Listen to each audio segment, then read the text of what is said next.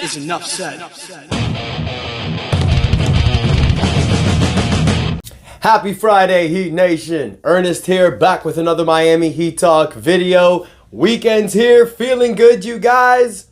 Let's get ready to rock and roll on another Miami Heat Talk adventure. Now, got a few things I want to talk to you guys about. As we know, Heat season is over right now. So we're gearing up for the off season. It's like I mentioned in yesterday's video. If you haven't watched it, check it out. Don't forget. Anyways, so we got the draft coming up, but that's not until June 26th. So we got a lot of time. So anytime we have any updates, anytime any drama's going on, anytime something's going on, your boy's going to let you know. Now, I want to start this video by talking about Udonis Haslem.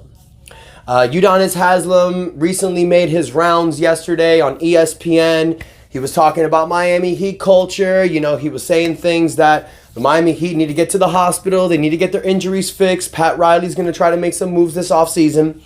When Udonis Haslem comes on these shows and talks, it comes with the okay from the Miami Heat front office. I don't think Udonis Haslem will be saying things if it wasn't talked about by the Miami Heat organization, if he never got the okay to do this. He said something interesting yesterday that I want to talk to you guys about.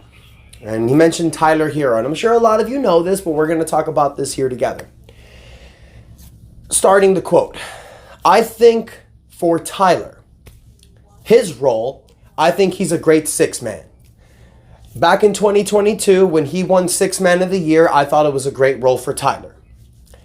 I think moving into the future, in today's NBA, you can still be a six-man and you can still get all your money. End quote.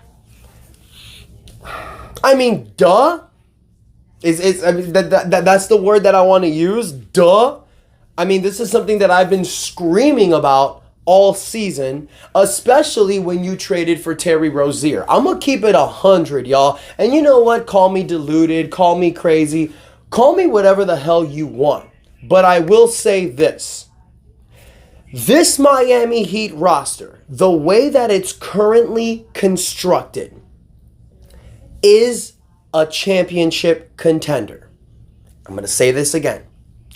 This Miami Heat team, currently constructed, can be a championship contender. Now, we are missing some little things. We're definitely missing size.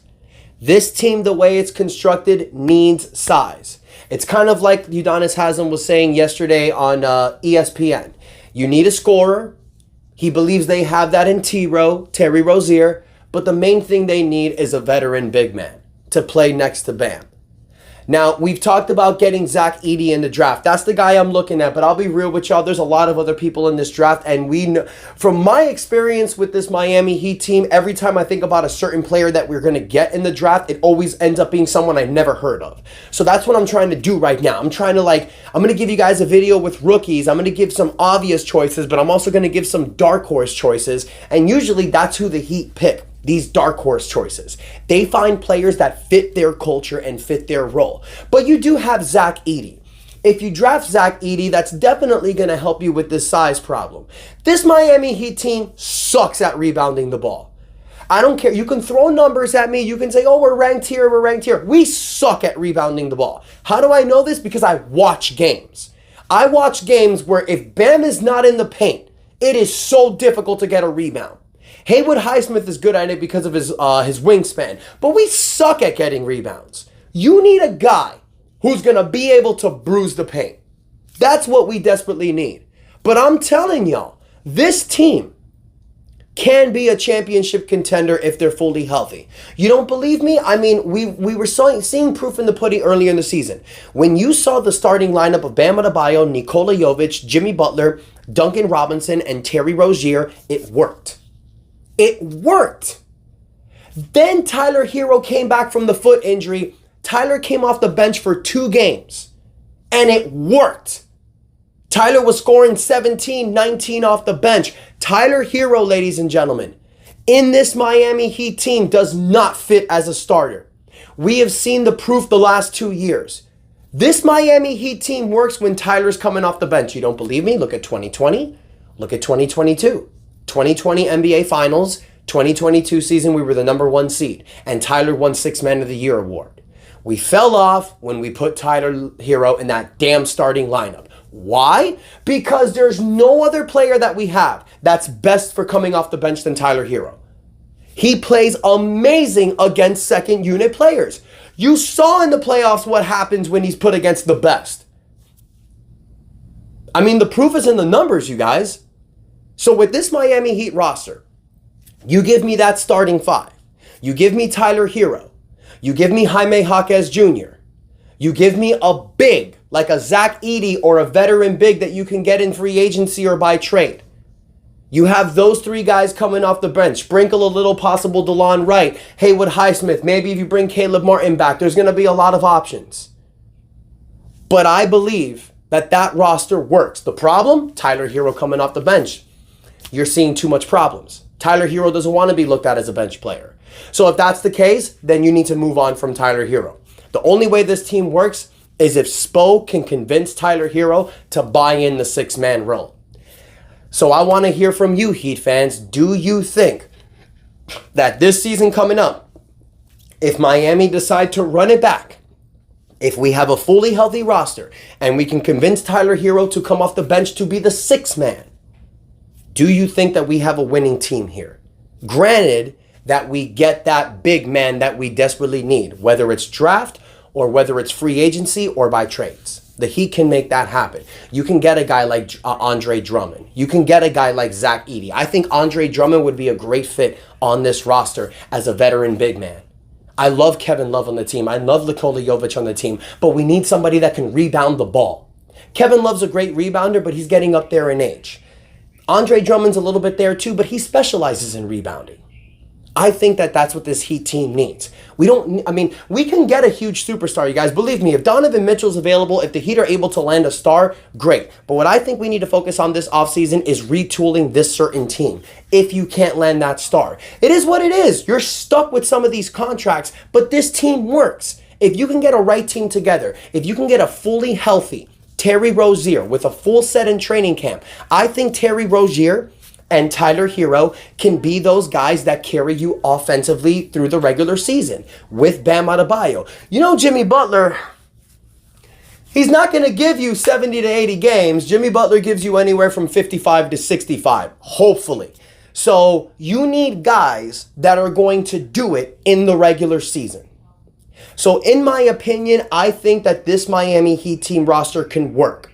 You just need a healthy team. But unfortunately, we haven't seen that in the last 5 years. So that's the biggest reason why we're talking about possibly changing the team. Pat Riley said in the beginning of the season that builds usually last anywhere from 4 to 6 years. This is the year. This is the 5th year. We're getting there. Now, the next thing I want to talk about, you guys, and I'm doing a two-parter in this video because I want to talk to you guys about both of this stuff. We went on from Tyler Herro as the sixth man. The next thing we're going to talk about is Jimmy Butler. Now, I talked about it a little bit yesterday with Jimmy Butler's contract extension, but we didn't really hear anything. Right after I posted the video, probably a couple hours later, it was reported that Jimmy Butler and his agent are looking for a maximum contract extension. Give me 1 second. Sorry, guys. Okay, so this maximum contract extension, I wanted to pull up these numbers really quick for you guys. I didn't have it. So right now, Jimmy Butler has 2 years left for his contract. The second year is a player option. Jimmy Butler and his agent are looking for a contract extension worth 2 years up to $110 million. So by extending him, what this is going to do, you guys, it's basically adding 1 more year to his contract. Because right now he's on a 2-year contract.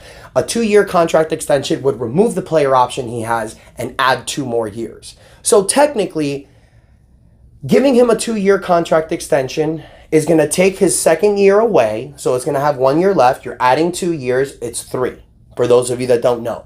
The third year will be a player option. So technically, a contract extension would give Jimmy Butler 2 guaranteed years, 2024, 2025, and then 2025, 2026. And then the final year, the player option, would be 2026, 2027, when Jimmy Butler is 37 years old. The likelihood is that he will opt into that contract because that final year will pay him $58 million.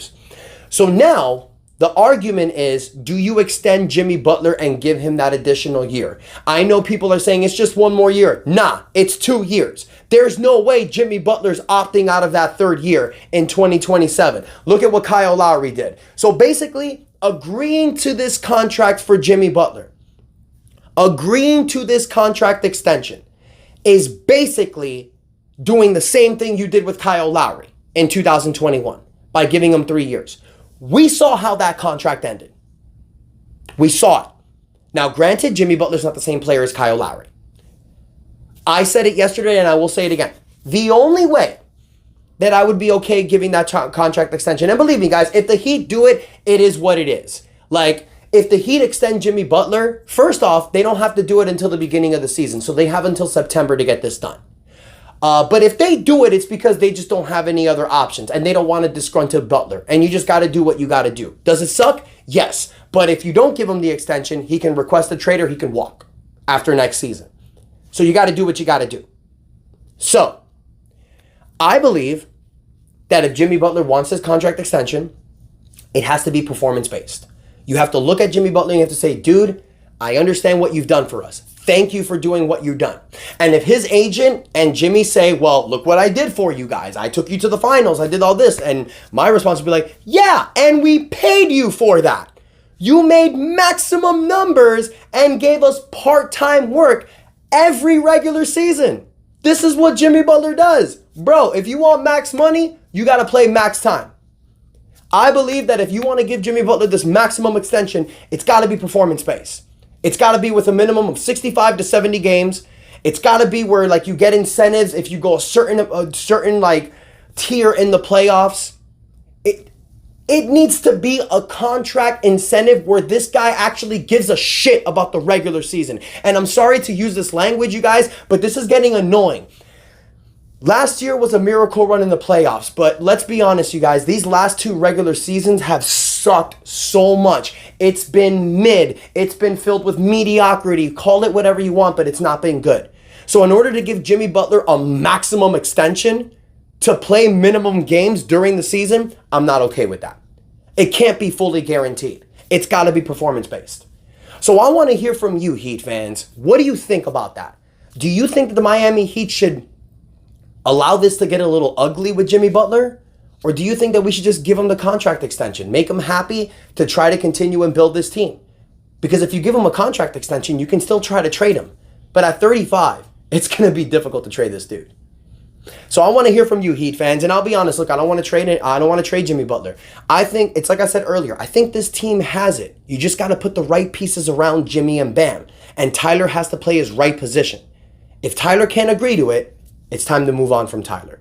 I think you have a good team. We saw it this year, guys. Without Tyler Herro, they were winning games.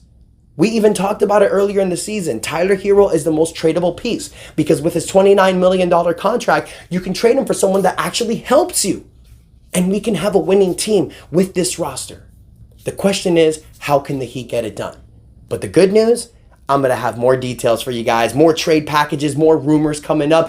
We got so much coming up this month, you guys, so much coming up in the off season. So have no fear. Your boy is Ernest here. Your boy Ernest is here. Please take a moment, you guys, like the video. Don't forget the comments. Let me know your thoughts. What do you think about this this thing that Udonis Haslem said about Tyler Herro? What do you think about Jimmy Butler's extension? I'd really love to hear your thoughts. Please subscribe to the channel, you guys.